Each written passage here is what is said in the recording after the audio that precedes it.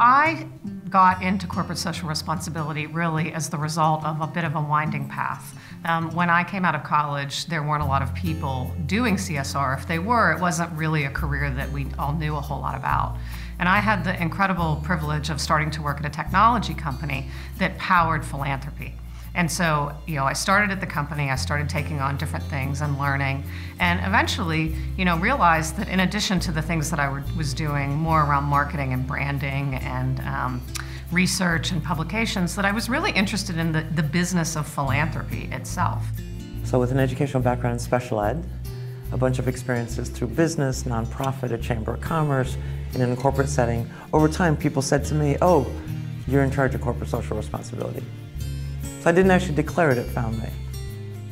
So one of my favorite trends is one that I actually predicted last year, and it was called virtual empathy. And it was this idea that as we get more and more technology that puts us immersively into a situation, like virtual reality, it helps us to have more empathy for people in situations that are not like us. So now I can go and I can put on this helmet and I can experience what it's like to be a prisoner in solitary confinement, which I hopefully never have to experience in real life.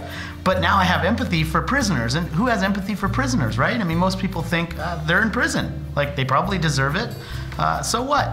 But when we have empathy for extreme situations like that, or for refugees, or for people who are just totally unlike us, I think that that's one of the things that's often missing in the world. And so I'm really excited that technology might have a solution for that. I'm seeing a trend of companies really stepping up and taking a stand on some of the socio-political issues of our time today. It used to be that companies would always remain neutral, and I think that employees today are demanding that companies really live their values and speak publicly about injustices when they see them. So I think we're really at a kind of crossroads or renaissance point where corporate social responsibility really is shifting more to human social responsibility, and with that we're seeing more and more organizations kind of get into the game.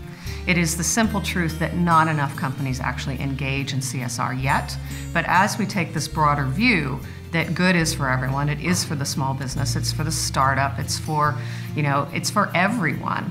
More and more people are saying, wait a minute, this should be wired into who we are. So I think we're just going to see more of that as time comes, and that's important because we need as many people out there helping to drive good as we can. I think anybody who's working in corporate citizenship or any of the related ways that it's described, it's a really exciting time because, first of all, people pay attention to what a company does outside of what they make, much more now than they ever did before. And it has an impact when it comes to whether you feel good about the things that you're buying and the companies that you're supporting, whether you feel good about the company you're working for, and you believe in their mission. And so all of these side effects that used to be considered sort of fringe things are now becoming the thing because people leave because it's not there, or because it's not there in the way that they want it. And so this is really exciting because finally this was not a nice to have. This becomes a necessity.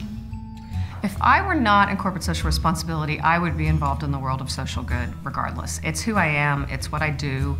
I happen to be doing this at a company right now, a fabulous place where we really, both the work we do and who we are is really intertwined.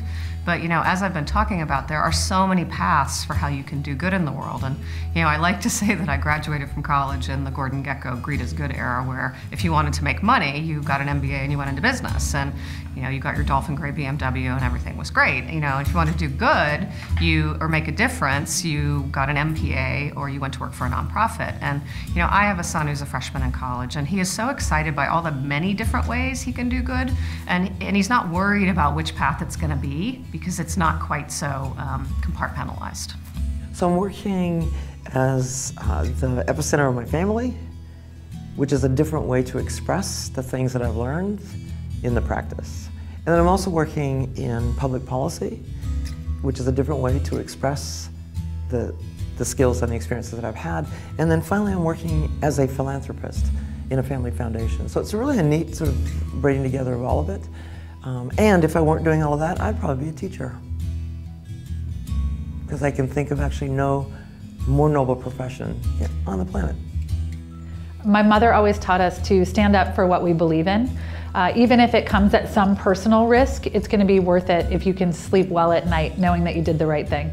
The thing that has had the most impact on how I show up in the world is permission to fail.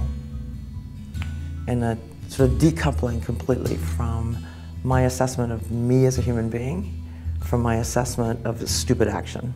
So I have done a lot of I have failed a lot in terms of my actions, and it was profound when someone decoupled that to say you never need to then interpret that to mean I'm a failure. I'm a success because I'm offering ideas. I'm a success because I'm trying new things. I'm a success because I'm daring to go to skinny branches. And part of living like that as a successful person is I'm going to belly flop a lot. I'm going to have some really bad ideas, and I'm going to fail. And so now for me, failure becomes a marker of success. If I'm not noticing failure in my life, I know I'm not doing it right because I'm not stretching, I'm not growing, I'm not doing what I've never done before. So that was it, that it's okay to fail.